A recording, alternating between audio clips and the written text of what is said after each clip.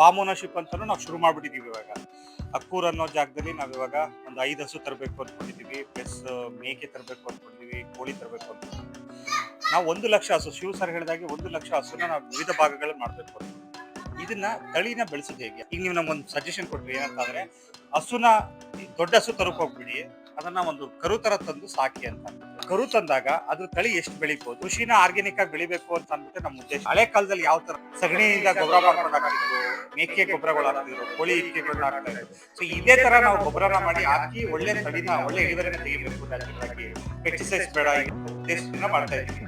ಆದ್ರೆ ಇದಕ್ಕೆ ಅಂತಾನೆ ಬಂಡವಾಳ ಹಾಕೋದು ಅಂತ ಮಾಡಿದಾಗ ತುಂಬಾ ಜನ ಬಂಡವಾಳ ಹಾಕೋದು ಬರ್ತಾರೆ. ಅವ್ರಿಗೆ ಯಾವ್ದೇ ತರದ್ದು ಅನ್ಯಾಯ ಆಗ್ತಿರುವ ಹಾಗೆ ಇದರಿಂದ ನಾವು ಲಾಭ ತೆಗಿಬಹುದು ಅನ್ನೋದಾದರೆ ನಾವ್ ಯಾವ ಫೀಡ್ಸ್ ಎಲ್ಲ ನಾವು ಬೆಳೆಸ್ಕೊಡ್ತೀವಿ. ನೀವು ಹೇಳ್ದಂಗೆ ಅದಕ್ಕೆ ಏನ್ ಫೀಡ್ಸ್ ಬೇಕೋ ಅದು ಒಂಚೂರು ತೊಂದರೆ ಆಗ್ತಿರೋ ಹಾಗೆ, ಅದಕ್ಕೆ ವೆಟರಿನರಿ ಡಾಕ್ಟರ್ಸ್ ಇಟ್ಟಿರೋ ಹಾಗೆ, 5 ಜಾಗದಲ್ಲಿ ಒಬ್ಬ ಡಾಕ್ಟರ್ ಹೋಗಿ ನೋಡುವ ಹಾಗೆ, ಅವ್ರನ್ನ ಪೀರಿಯಡಿಕಲಿ ಚೆಕ್ ಮಾಡುವ ಹಾಗೆ, ಇದನ್ನೆಲ್ಲ ಮಾಡ್ತೀವಿ, ಸಿಸ್ಟಮ್ ಎಲ್ಲ ಮಾಡ್ತೀವಿ. ಬಟ್ ಸ್ಟಾರ್ಟ್ ಮಾಡೋದಕ್ಕೆ ನಾವ್ ಹೇಗ್ ಮಾಡ್ಬೋದು? ಕರುಗಳನ್ನ ನಾವ್ ಇಟ್ಕೊಳ್ತು ಅಂದ್ರೆ ಅದು 2 ವರ್ಷದಿಂದ ಫಲ ಕೊಡೋಕೆ ಶುರು ಮಾಡುತ್ತಾ, 3 ವರ್ಷದಿಂದ ಶುರು ಮಾಡುತ್ತಾ ಅಥವಾ ಹೇಗೆ ಅನ್ನೋದ್ರ ಬಗ್ಗೆ ಸರ್? ಅದು ಕರು ಚೆನ್ನಾಗಿ ದಷ್ಟಪುಷ್ಟವಾಗಿ ಬೆಳೆದಿದೆ ಅಂತಂದ್ರೆ ಅದು 8 ತಿಂಗಳಿಗೆ 7 ಬರಕ್ ಸ್ಟಾರ್ಟ್ ಆಗುತ್ತೆ ಸರ್.